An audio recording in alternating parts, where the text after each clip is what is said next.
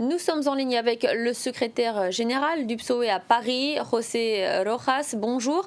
Quelle est votre première réaction face à ces premiers résultats?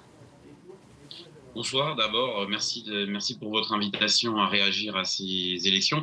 Très simplement, pour le Parti socialiste espagnol, nous sommes encore en train d'attendre les résultats définitifs. Pourquoi?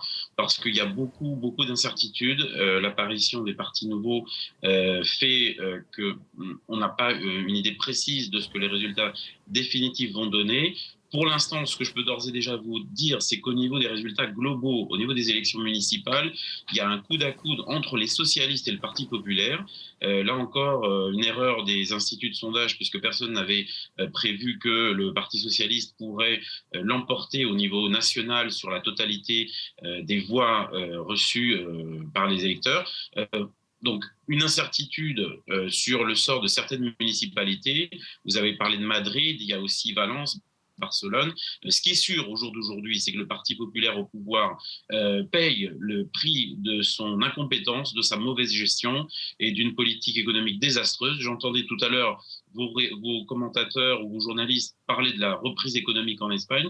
C'est une reprise qui est très insuffisante parce que nous sommes bien placés pour savoir ici en France. Moi-même, je reçois à titre professionnel beaucoup de personnes qui ont des difficultés personnelles et qui viennent d'Espagne, qui sont obligées de fuir l'Espagne littéralement pour trouver du travail à l'étranger. Donc la reprise économique est bien timide.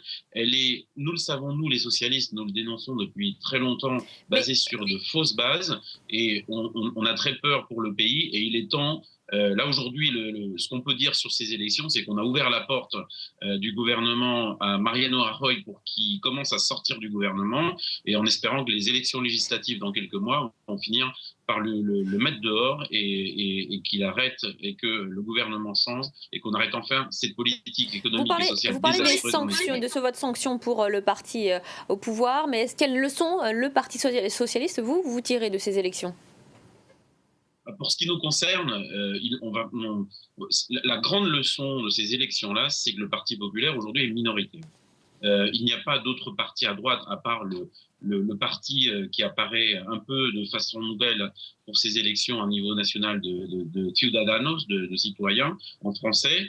Mais il n'y a pas pratiquement le spectre politique au niveau de la droite en Espagne est couvert quasiment en totalité par le Parti populaire. Or, la Mais comment droite vous expliquez aujourd'hui que est les minoritaire. électeurs ont donné leur voix au parti Podemos et Ciudadanos et pas au Parti socialiste?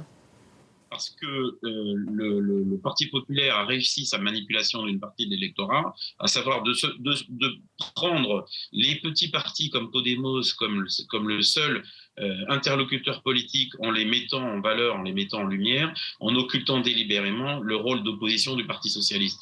Le Parti socialiste, c'est un parti de gouvernement, contrairement à Podemos et Ciudadanos qui n'ont rien montré pour l'instant. On a vu que déjà, en moins d'un an, le parti Podemos est en train de changer son programme électoral, est en train de changer ses propositions. On a vu en Grèce ce qui s'est passé avec le parti qui se considère frère de Alors, Podemos, on qui a va déjà dû simplement changer. juste rester en Espagne. Une dernière question très rapidement. Est-ce que vous êtes prêt à travailler avec Podemos et Ciudadanos?